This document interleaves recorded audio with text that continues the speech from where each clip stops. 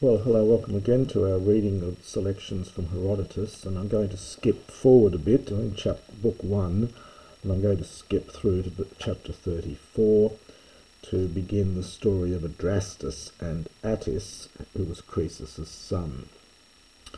In the earlier bit, we saw that Croesus had asked Solon who was the most prosperous, who was the wealthiest of all men, and Solon gave a number of different examples other than Croesus, and he then goes on in the bits that I've left out to talk about the fact that he could not possibly describe Croesus as being the most olbios until he died, to see exactly what happened to him.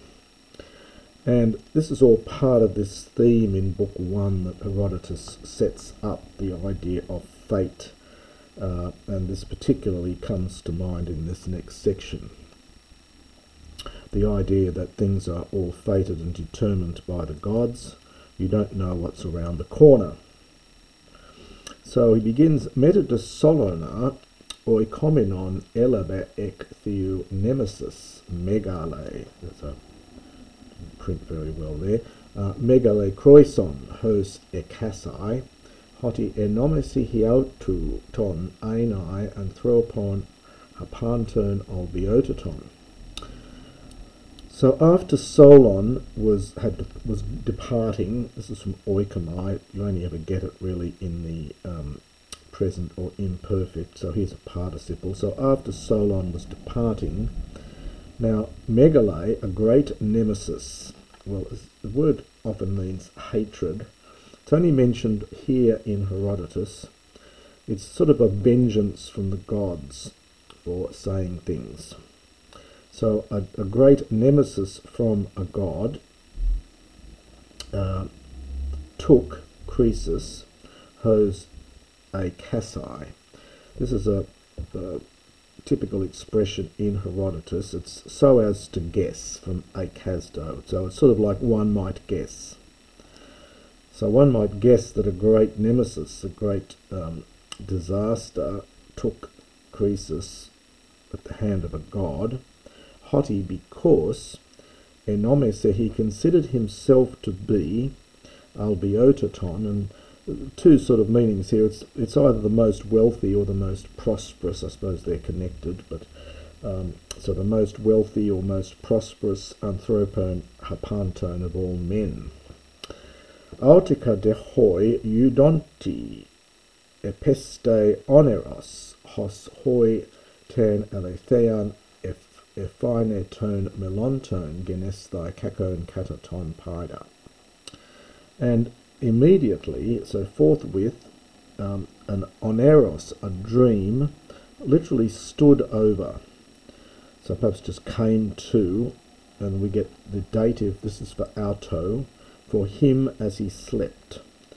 So immediately a dream came upon him as he slept, a dream hos which appeared, which showed, I should say, which showed hoi again for auto, to him, the truth of the things being about to happen.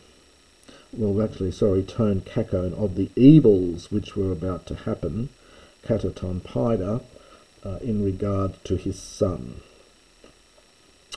So immediately a dream came upon him as he was sleeping, a dream which showed forth the truth of the troubles that were about to take place, or possibly against his son or in regard to his son.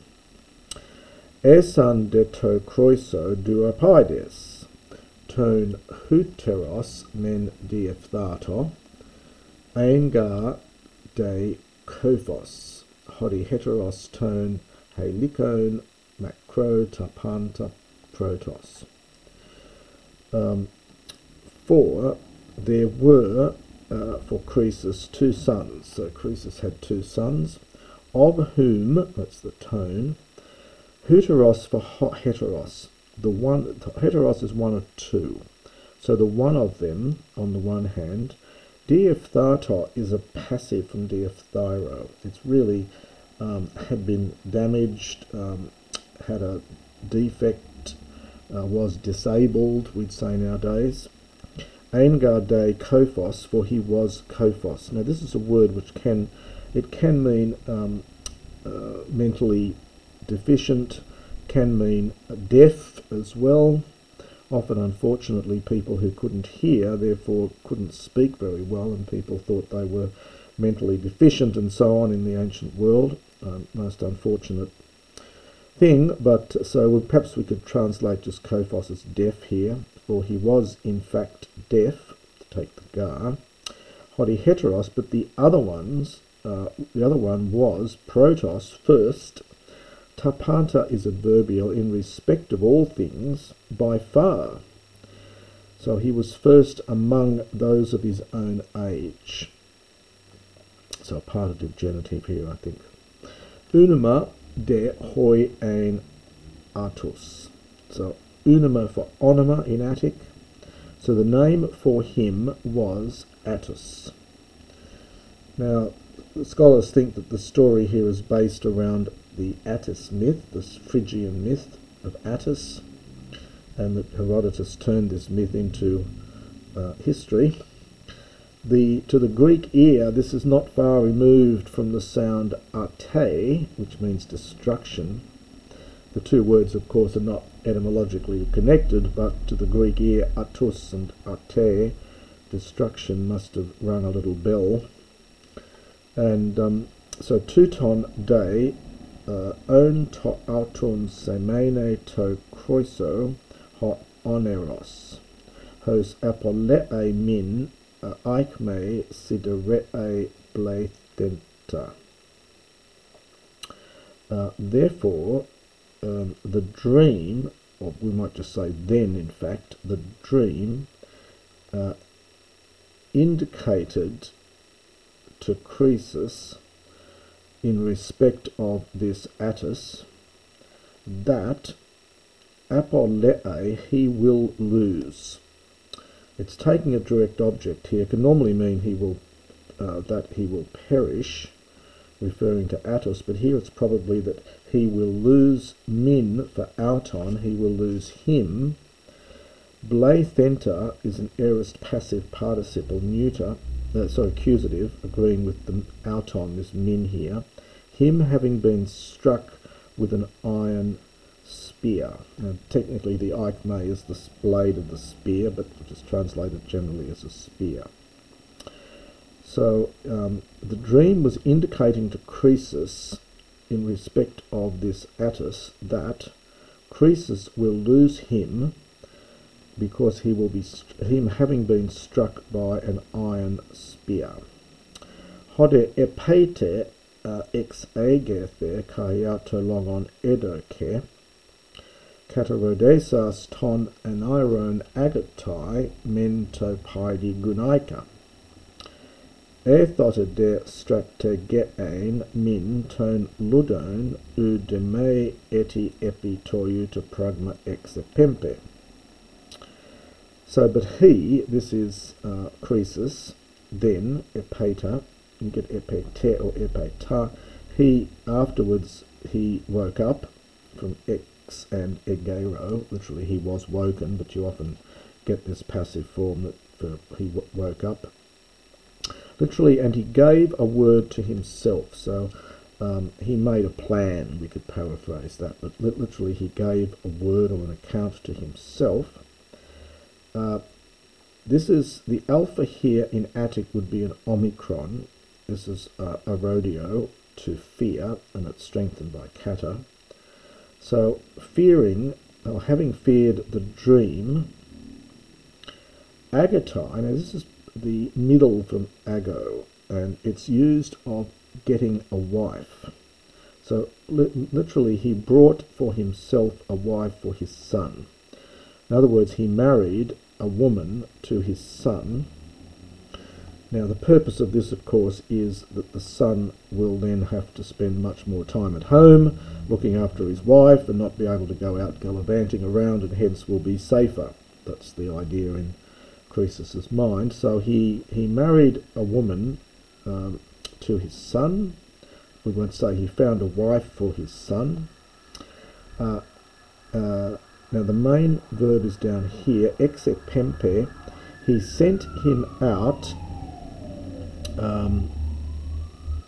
Well, I'll just take the a thought. This is agreeing back with the son. So the out on him, that's the son, being accustomed, strategein, to go as general of the Lydians. So since he was accustomed to going out as general of the Lydians, exepempe, Kroisos sent him out on such an affair, nowhere udime eti any longer. So we might say, although Attis was accustomed to lead as general the Lydians, Kroisos no longer sent him out anywhere on such a matter, such an affair. That was the first thing he did, and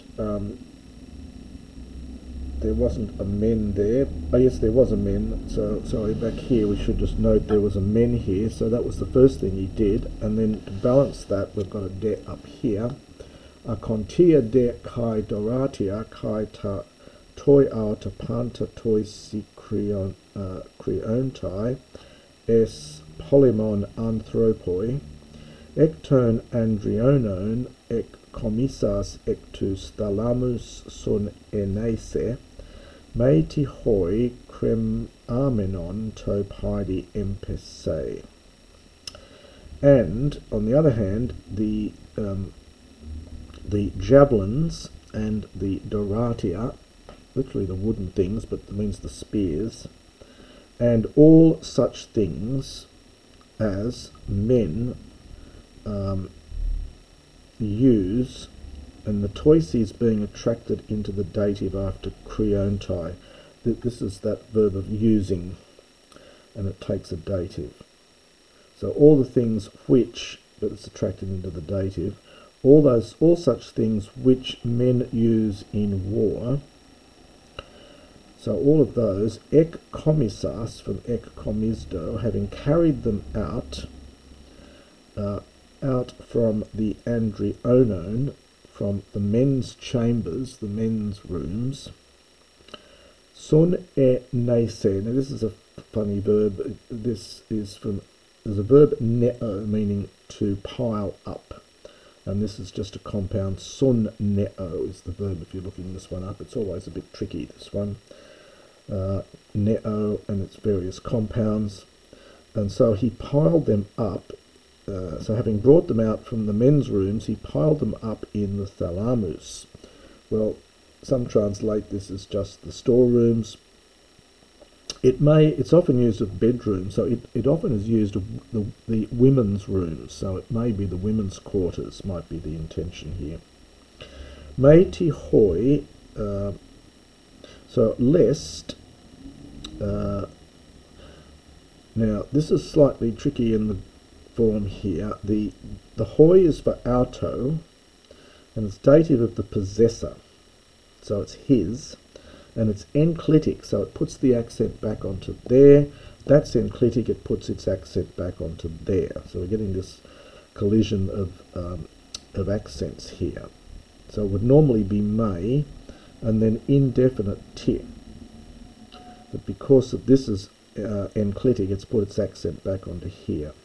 So it's lest any thing hanging for him. So lest any of his things that were hanging from cremonumi might fall from empipto, might fall on, and takes a dative, his son. So just to do that again quickly there. So he carried out all of these things from the men's room, and he piled them up in the storerooms or the women's rooms, lest any thing hanging for him, so lest any of his possessions that was hanging might fall upon his son. Now that's the end of chapter 34.